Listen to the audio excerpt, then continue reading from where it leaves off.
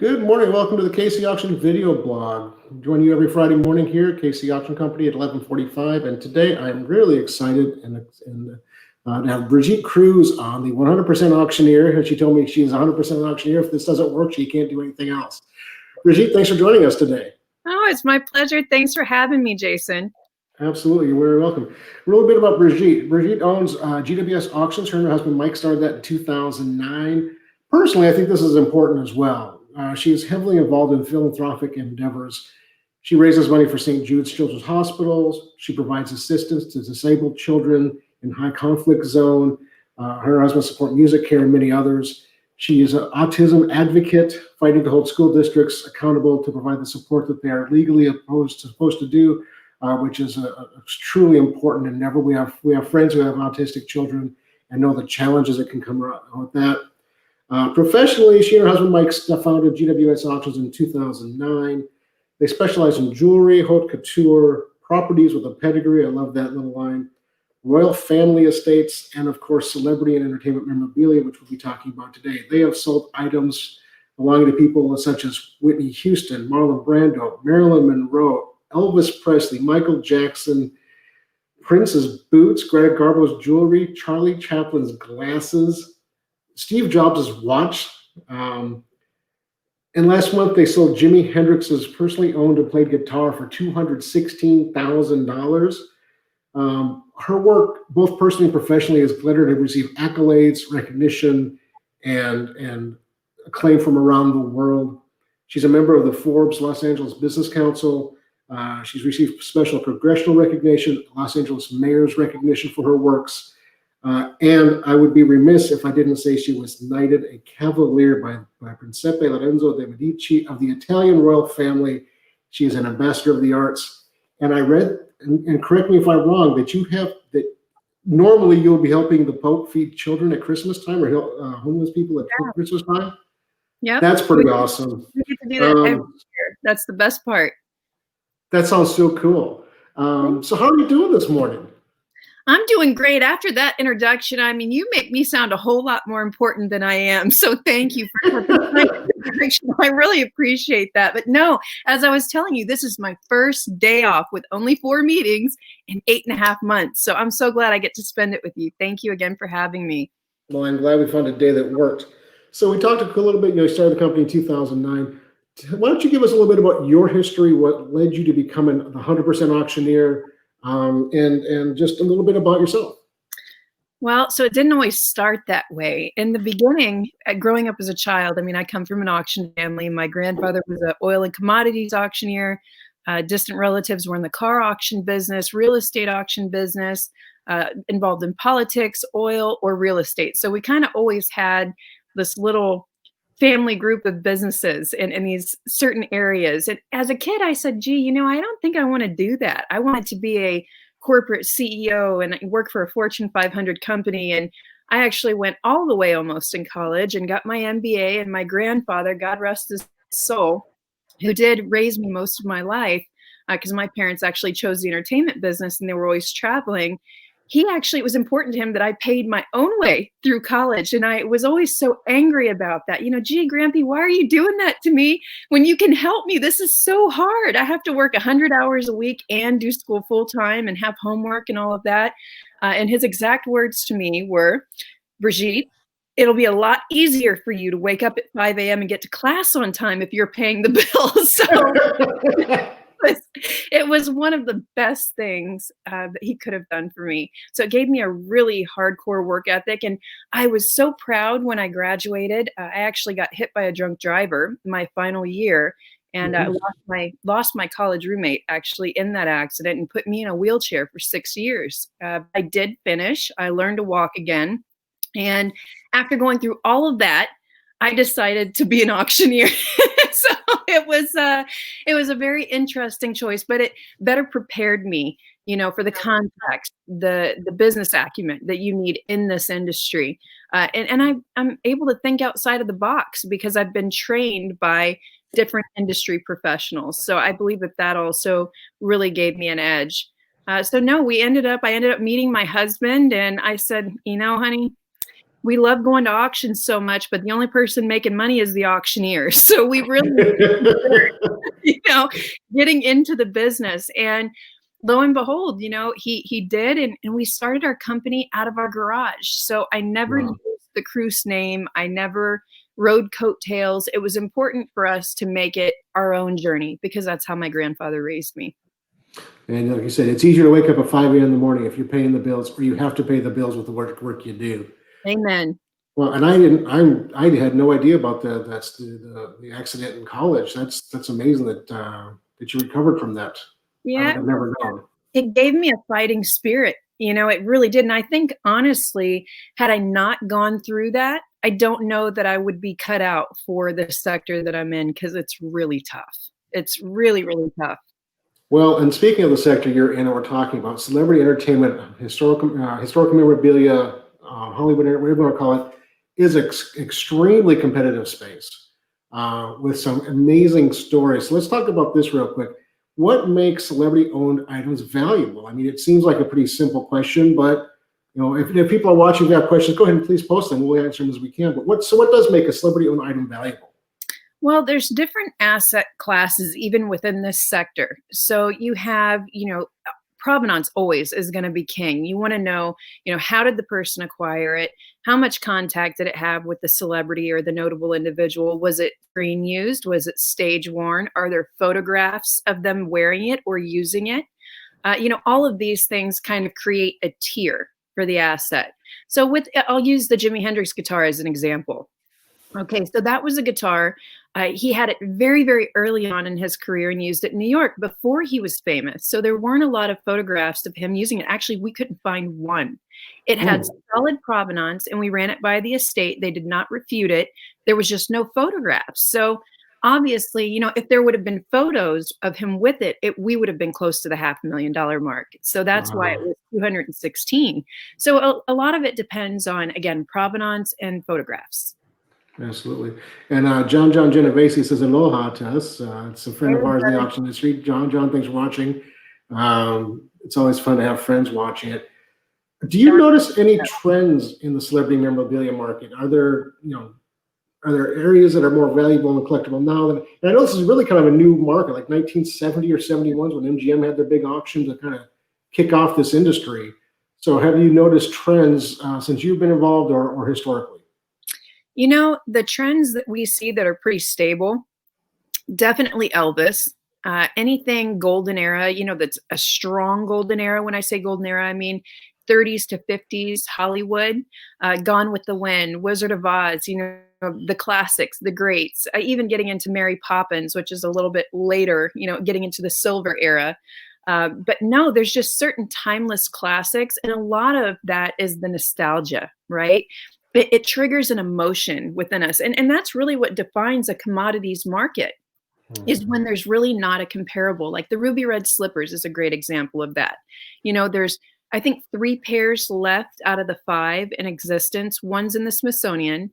I believe one's in the Academy of Motion Pictures Museum. And then the other pair is actually in a private collection. And, it's an emotional purchase. It's not necessarily a comparable sale. You can't look at something else and say, oh, what am I supposed to pay for this? So that's what makes this sector so interesting and competitive and unique, is that we're able to really tap into people's emotions and pull the money out of them that way. Very interesting. And we didn't talk about this as a question, but it kind of, your answer kind of brings up another question that I just thought of. You talked about the Smithsonian and the private collection. Who are most active in these auctions? I mean, for golden era stuff, I would imagine it's a lot of institutional bidding, but is it mainly institutions and museums, or is it collectors, or is it a mix of both, or what can you tell us about that? It's a mix of everything. I mean, even with the last auction, so Mr. Robert De Niro, one of my favorite actors of all time. I'll give you a funny story. We were in Las Vegas doing live segments about the last memorabilia auction. And because of the whole COVID thing, all of the studios, they're not having anyone in studio. So a lot of it's through Zoom. Well, this was my first live interview since the pandemic. And we did social distancing during the interview. I had a face mask on, and they wouldn't give me a battery packed mic. They wanted me on a freestanding one. So it was interesting. I was going to have to film in the parking lot because that's what they want. Well, Mr. De Niro so graciously said, no, you're in Vegas. He owns part of the Hotel Nobu in Caesar's Palace, and he actually let me use his personal penthouse. And it was because I was selling one of his artifacts in the auction, which I ultimately ended up buying and giving to him for his private collection. So it's celebrities, it's the general public, it's museums. I mean, Ripley's is a great client of mine. I mean, we deal with some of the best people around the world. Wow, that's amazing. That you have some amazing stories. You've had two of them today, just in 10 minutes. And I'm sure you have hundreds of more of the people you've worked with and deal with it, because you work with, I think you work with the Elvis estate, don't you? Isn't that? The Presley family and I have a very special relationship. Actually, family members have gone on record even saying that out of all of the auctioneers that have dealt with Elvis artifacts, I mean, I hold more world records on Elvis Presley items sold at auction, but they've also stated on record that they've never seen an auctioneer handle Elvis Presley artifacts with more dignity and grace. And that's, I think, a very important piece of this is, it's important to make money, right? I mean, we all like making money, but relationships have to be paramount at some point, because God willing, I have another 40, 50 years in me left to work. And I don't just want this deal. I want every deal after today. Absolutely. John's still watching. I know we both like John. John and I went through CAI class together. Great friend out in Hawaii. And Stan Lowry, out here in Missouri, is watching the show today. So thanks everybody for watching. Here's a question that we get questions about and inquiries about regularly, and I'm sure you do too: celebrity autographs. When you go to websites out there to buy them from the first source, they're extremely expensive. And then the secondary market seems like there's no value or market to them at all. What are your thoughts on that? What do you see when somebody calls and says, I have a Michael Jackson autograph or something like that? What's your thoughts? Funny, I get those calls and messages every day, and I love that you asked me this question. I loved it. And this is what I'm going to tell everybody: buyers beware. And I'm going to tell you exactly how to make a decision if you're thinking about investing in autographs, or if you have autographs that you're interested in selling. What you need to do, this is well, first of all, there's only 3 companies that are well respected. And when I say well respected, I use that very loosely, because autographs are an opinion. It's no different than being an appraiser. It's an opinion of authenticity. But there are 3 major companies: JSA, PSA, and Beckett. Okay, those are the 3 that any major auction house, if your autograph has authentication, it needs to be from one of those 3 companies. Now, making it a little bit easier, because sometimes sending it off is a little bit daunting, right? For people that don't know these companies and haven't done business with them, Beckett actually has a wonderful service online. It's a $10 preview evaluation that's done completely over the internet. You make an electronic submission, you send them a digital copy of what you have, and they get back with you literally sometimes the same day, and it's $10. And that was Beckett? Beckett does that. And they're super responsive.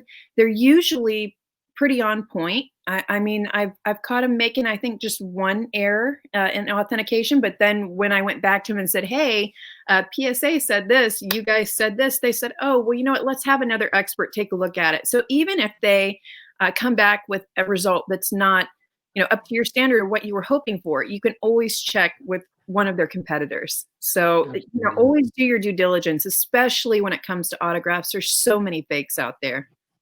Oh yeah, and it's that same conversation holds true in art and in ephemeral items. I mean, if there's money to be made, there will be fakes of it available. Right. And having that third party to verify it or authenticate it makes all the difference in the world. Something interesting along with that: sometimes who is submitting it is equally as important as what is being submitted. So keep that in mind. And what do you mean by that?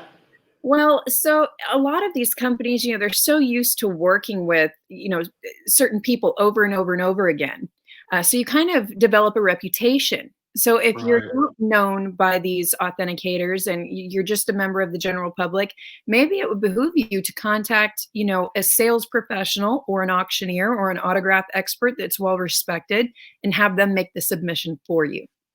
That's a great point. Like you said, you've talked about this before. Relationships are the most important part of any business endeavor.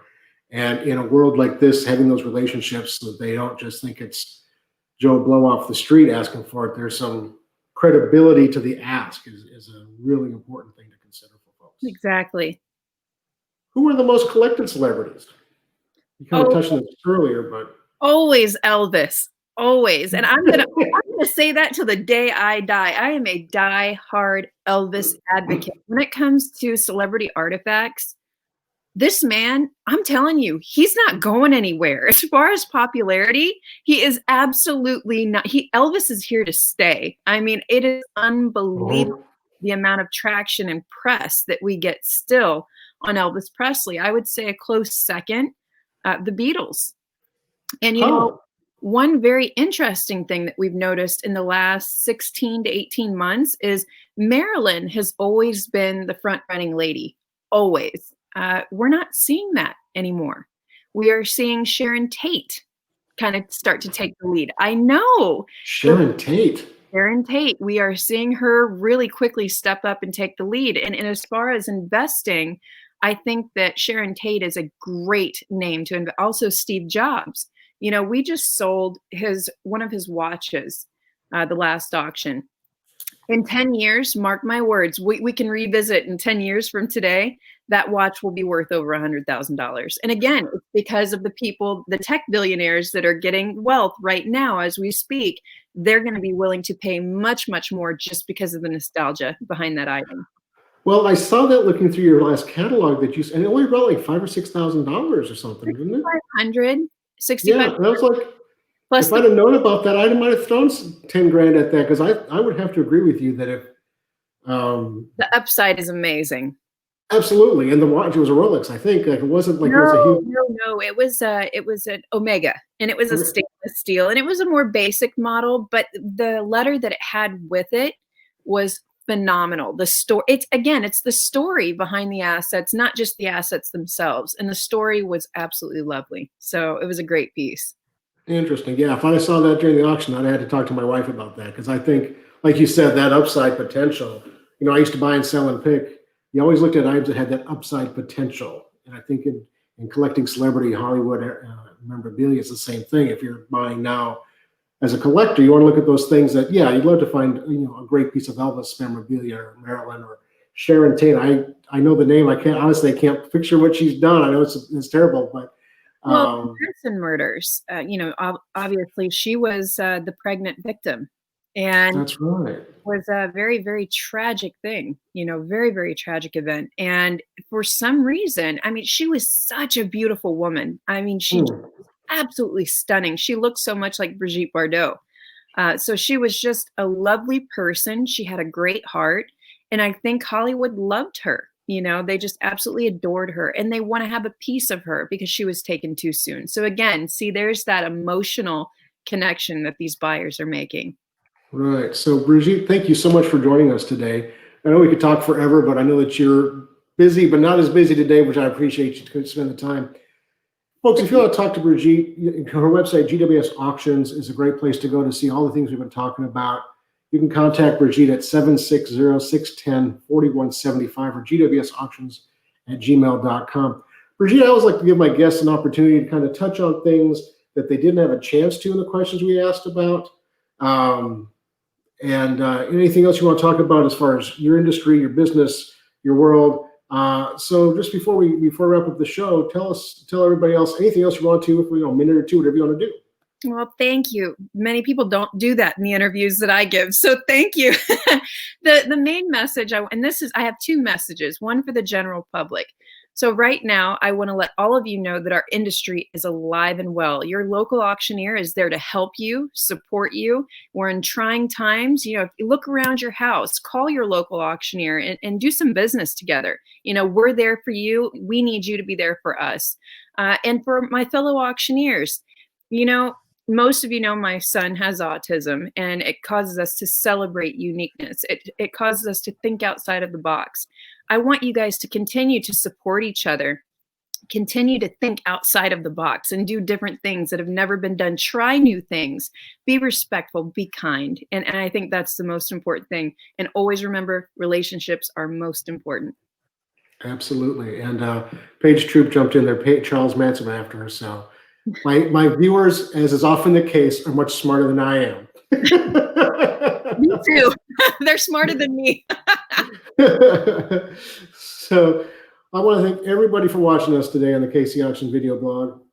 Like I said, we do this every Friday morning, 11:45. Next week, probably be a rerun. I have a Zoom call that I'm on next week for a local retirement facility. They wanted me, and they do it on Friday morning as well. So I'll play something interesting next week.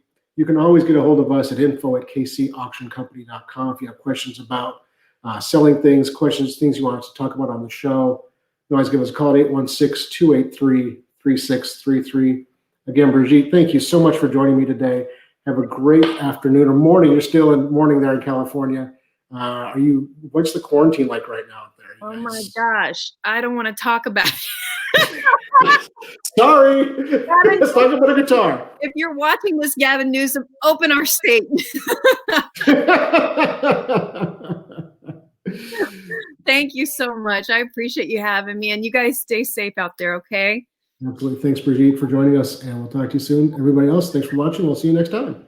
Bye-bye.